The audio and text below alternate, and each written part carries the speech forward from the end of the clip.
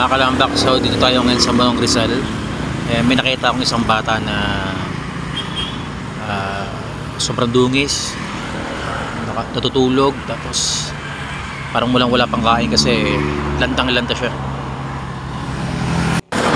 Ayan, so lalapitin natin siya para tanungin kung kumain na siya at kung taga saan siya. Kaso habang kinakausap ko siya, ang nalayo ng sagot niya sa akin, parang wala siya sa sarili,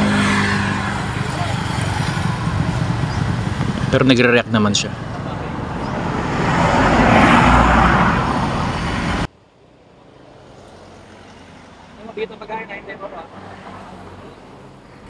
Kaya sabi ko kung kumain na siya, sabi niya hindi pa. Ayan, kaya ngayon bibilang ko siya ng pagkain kahit layo pa yung bilihan. So bibili natin siya ng pagkain, babalik tayo. So malayo pa. Yan, harap po tayo ng kainan, bibilan natin siya, take out ko na lang kasi di siya makabangon. So balikan natin siya.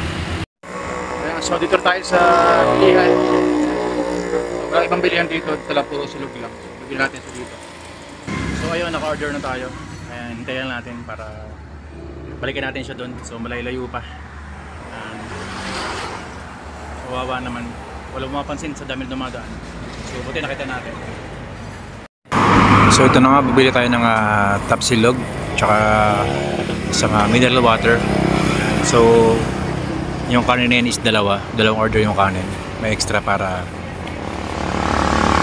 marami siya makain.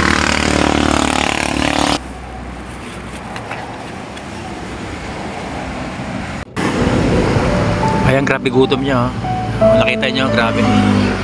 Pagdating ko pa lang bigla siyang bumangon. Kahit nangihina pa siya dahil nga sobrang gutom niya, gusto niya na kumain.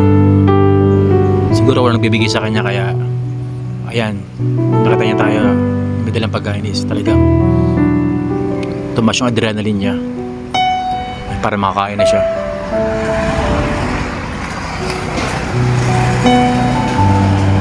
So huwag tayong magdamot sa kapwa, no? Kung meron tayo, magbigay tayo. Mas maganda rin tayo nagbibigay kasi tayo yung binibigyan.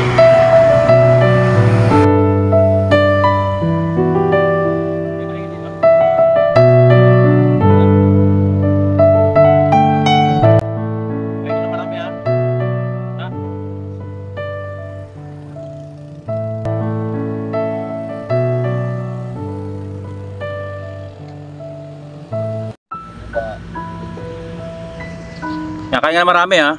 Yan, sige. Ha? Yan, so, ayan.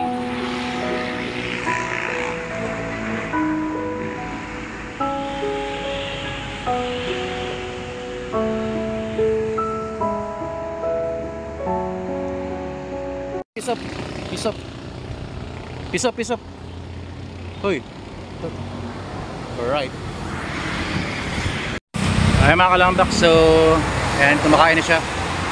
Ayan, so di natin siya makausap na maayos, di rin siya makasagot sa mga tanong ko kung taga saan siya, ano pangalan niya, di niya masagot.